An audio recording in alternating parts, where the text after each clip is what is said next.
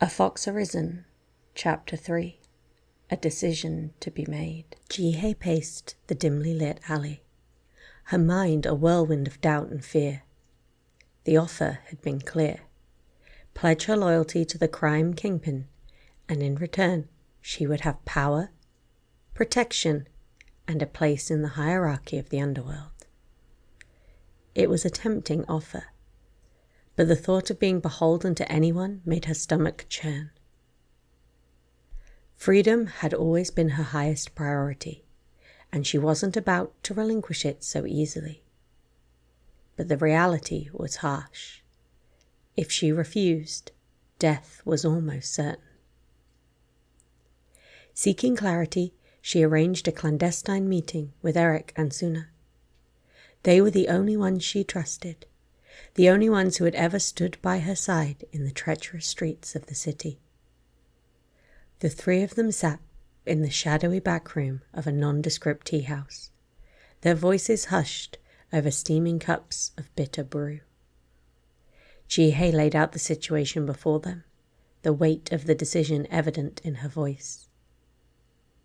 The reaction was immediate.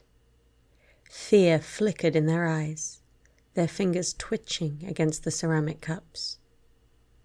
It was not the fear of losing her, but fear for themselves. Jihye could see it clearly. They were already considering their own safety, already weighing their options. The realization was a sharp dagger to her heart. She had miscalculated. By confiding in them, she had inadvertently put them in danger. Regret settled deep in her chest. The moment she stepped out of the tea house, she knew she couldn't linger. Eric and Suna would do whatever they had to in order to protect themselves, even if it meant betraying her. It wasn't malice, it was survival. Jihye understood that all too well. She made her way back to her lodgings, a small rented room in a rundown inn near the marketplace. With practiced efficiency, she packed her belongings, taking only what she needed. A set of clothes, a pouch of coins, a few small weapons, and a tattered map of the city's underground passages. Pausing before leaving, she added a velvet bag of personal effects. She tightened the straps of her bag and took one last glance around the room. There was nothing left for her here. Her options had dwindled to two: swear fealty to the crime lord, or die. She chose neither. With the city under constant surveillance by the kingpin's men, the streets were no longer safe. Instead, she slipped into the labyrinthine sewers beneath the city, the stench of damp and decay curling around her as she moved swiftly through the tunnels. She knew them well, had spent years memorizing their paths, marking out escape routes in case she ever needed them. That need had finally come. Her destination was a tavern at the city's edge, a rickety establishment known as the Hollow Oak. The owner owed her favors, many of them. She had spent years ensuring the man's safety from gang raids and violent debt collectors, and now it was time to collect.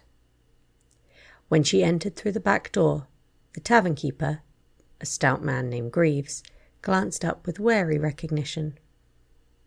"Jihye," he murmured, setting down a tankard. "You bring trouble." "I bring myself," she corrected, "and I need a room, just for the night."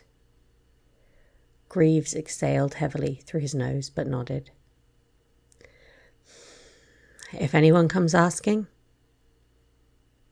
I was never here." With that, she climbed the creaking stairs to the second floor and entered the small room Greaves had given her. It was a simple space, a narrow bed, a rickety wooden chair, and a single window with weather-worn shutters. Before allowing herself to rest, she thoroughly checked the room, scanning for hidden threats.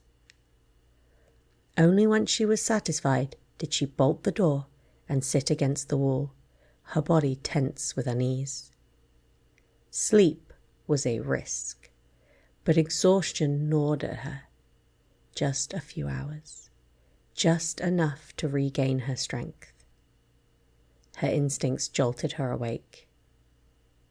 A sound, subtle, a slow, deliberate creak. Someone was in the room. Jihye did not panic. Instead, she waited, feigning sleep, listening to the near silent footsteps approaching her bed. The assassin was careful, but not careful enough. When the presence loomed close, she struck. In a blink, her form shifted. Gone was the lithe frame of the fugitive. In its place coiled a dragon, compact enough to fit in the room, but no less fearsome. Golden talons gleamed in the dim light, and her amber eyes burned like molten gold as she turned her gaze upon her would-be killer. The man froze, his blade trembling in his grasp. Fear was etched deep into his face as he struggled to find words. But Jihye did not wait. She exhaled, a burst of flame engulfing him in a fiery embrace. His scream barely had time to escape before he was reduced to ash. The dagger he held melted into an unrecognizable hunk of metal on the floor. The scent of charred flesh filled the room, but Jihye barely noticed. Instead, she focused, willing herself back to human form. The transformation was not without cost. As her body shrank, pain lanced through her limbs, the familiar agony of shifting tearing at her muscles.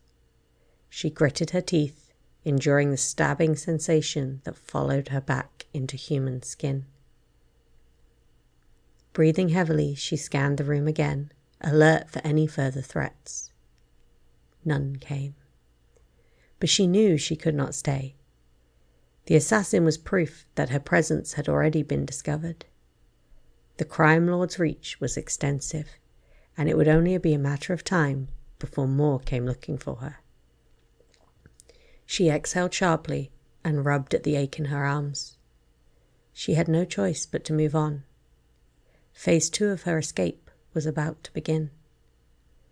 As the first light of dawn crept through the window, Jihye stood, shouldered her bag, and prepared herself.